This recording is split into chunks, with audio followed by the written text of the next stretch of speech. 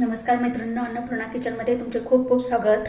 मैत्रिणींनो, आज आपण या ठिकाणी आंबाड्याच्या भाजीचा खरडा बनवणार आहोत। तर आंबाड्याची भाजी ही जी पारंपरिक पद्धतीने केली जाते त्या भाजीला अगदी खूप वेळ लागतो आणि ते करणं सहज शक्य होत नाही।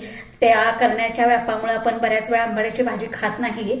तर झटपट होणारा आंबाड्याच्या भाजीचा खरडा जो आहे तो या ठिकाणी आपण करणार आहोत। त्यासाठी मी येथे आंबाड्याची भाजी स्वच्छ धुवून या ठिकाणी घेतलेली आहे, निवडून घेतलेली आहे।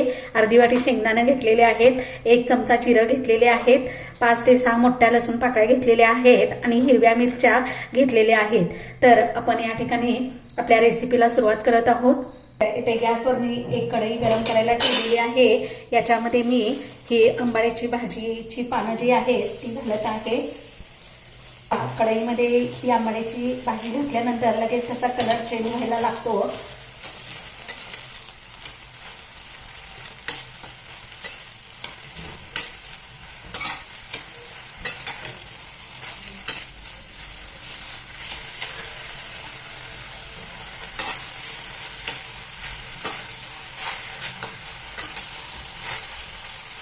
इथे बघू शकता आपली भाजी ही या ठिकाणी शिजलेली आहे।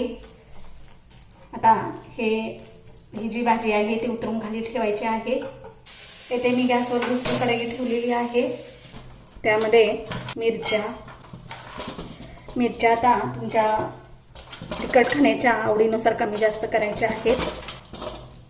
त्यानंतर लसूण घालायचं आहे, जिरं घालायचं आहे, या ठिकाणी शेंगदाणे घातलेले आहेत। हे जे आहे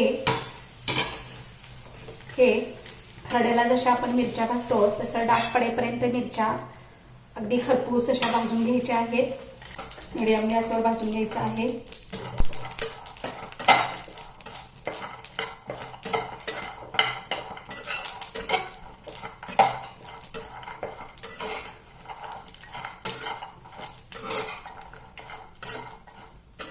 शेंगदाणे आणि मिरच्या या ठिकाणी चटचटीत असा आवाज यायला लागलेला आहे, भाजलेले आहेत। अशा पद्धतीनं या ठिकाणी ही मिरची भाजून घ्यायची आहे। आता यामध्ये ही जी भाजी आपण भाजून घेतलेली आहे ती त्यामध्ये घालायची आहे। गॅसची फ्लेम बारीक करायची आहे, तेल घालायचं आहे।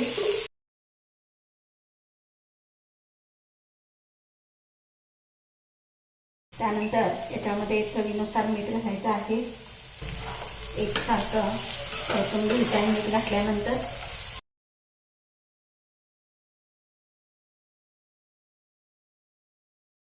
तर इथे बघू शकता अगदी मिरच्या, भाजी, लसूण, शेंगदाणे मस्त अशी भाजून झालेली आहे। आता गॅस बंद करायचा आहे। भाजणी करून घेतलेली होती ती आता थंड झालेली आहे।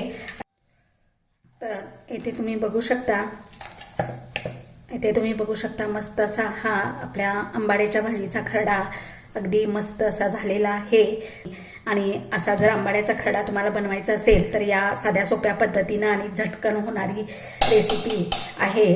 त्यामुळे तुम्ही ही असा आंबाड्याचा खरडा करून पहा आणि मला कमेंटद्वारे सांगा। आणि माझ्या चॅनलला लाईक आणि सबस्क्राईब करायला विसरू नका।